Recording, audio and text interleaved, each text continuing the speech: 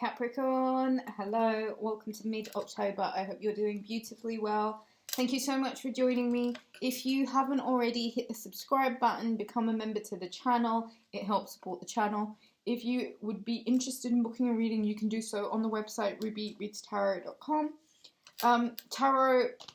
Getting a tarot reading, consulting with a tarot is generally a really good idea when you know that there is something on your mind and you're trying to find an answer and you haven't really been able to. It's working with energy, and it really just helps draw in your energy and put forward a message to make some sort of coherence with what may not be making sense to you right now. So, Capricorn, take a really deep breath in for me.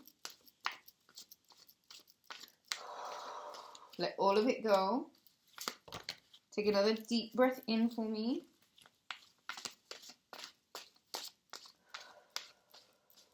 And let all of it go. Okay, Capricorn.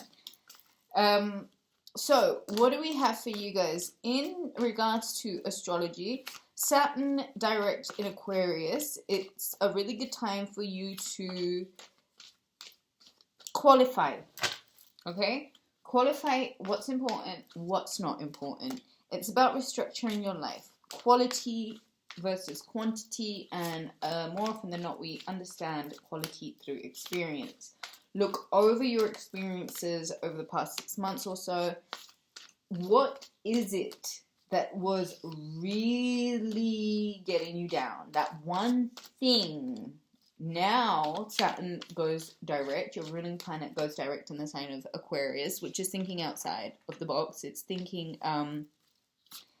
in terms of something new. What haven't I tried? What's yet to venture? What else can I explore? The sun moves into the sign of Scorpio on the 23rd, and things get a little darker when the sun goes into the sign of Scorpio. It's an intimate energy. It's deep. It's emotional. It's a little intense, and I think once we allow ourselves to kind of accept its depths, and that it's all in order for transformation, we begin to really take proactive steps in terms of healing. Venus happens to enter Scorpio on the same day. And, you know, Scorpio is spooky, mysterious. You know, you can't quite put your finger on it. And I think it's a nice time to maintain intimacy, choose who we spend our time with, and who our most trusted loved ones are, and who's not there for us, who's really not it. So, 9 of Swords and the Empress. I think this is Saturn having been in retrograde in your sign. You know, it's you questioning your worth and value. And I think with this new moon solar eclipse taking place in the sign of Scorpio, which is a really powerful ending, and it's a really good opportunity to like end grudges and bad blood, right? Especially with people you love, loved ones, friends, family. It's time to make amends. And I think with this 9 of Swords and this Empress energy, you understand that your confidence is building up. You understand that the energy is now powering through you again. You're feeling like, yes, you went through a bit of a dip, but it was necessary in order for you to come out as strong as you're feeling now. There are certain things that you have to really get to the bottom of now. And these are the kind of things that keep you up at night. It's the things that you worry about first thing in the morning. It's about you really getting to terms with and really beginning to understand how it is that you can transmute this energy. Listen, you can be in paradise. But if what's going on in your mind is torturous, you can turn paradise into hell. You've got to figure out, even if you move, even if you go somewhere else, you're still taking you with you. And if you is not a happy place, then that's kind of where the healing needs to be done.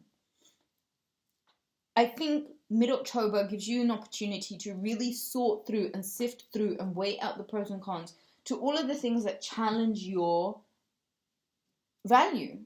All of the things that make you feel less than, all of the things that you feel like you need to overcompensate with, and where it is that you just really need to be able to sit in your own confidence. The Four of Pentacles, and the Hierophant card.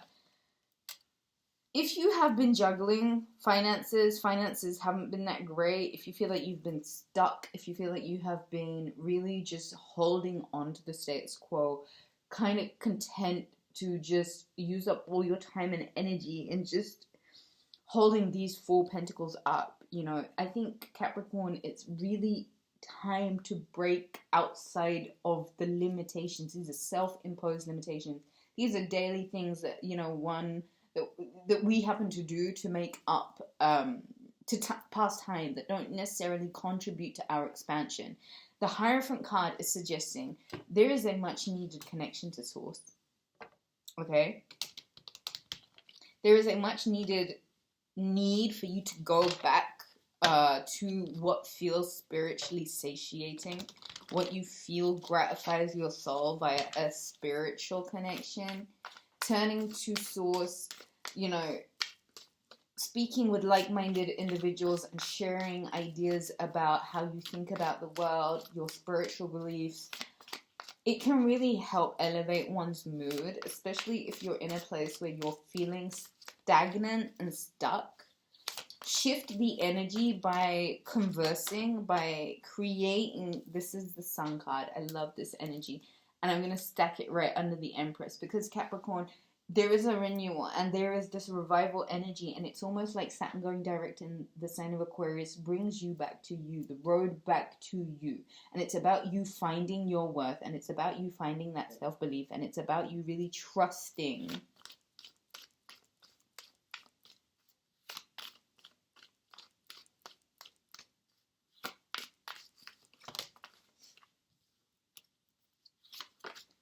the Lovers energy. The Sun and the Lovers, I love that. There's a revival in your love life. There is a soulmate union, a soulmate connection here that is so strong. It's due some sort of revival. It's due some sort of reunion. It's something that really puts you on your throne. And Capricorn, if you may have been feeling less than recently, work on your triggers, work on these limitations, work on these things that you know are traumas that have needed healing for the longest time. The Hierophant is suggesting a connection to Source, and the Sun card is suggesting some sort of revival in your spirit. You can trust with the Lover's energy that your partnerships, that your pairings, that the people that you're working with, that all of the things that you need support with will be present for you. And so that's the Queen of Cups, Cancer, Pisces, Scorpio energy. Nurturing. Really quite content to be, okay? Really focused on the heart space.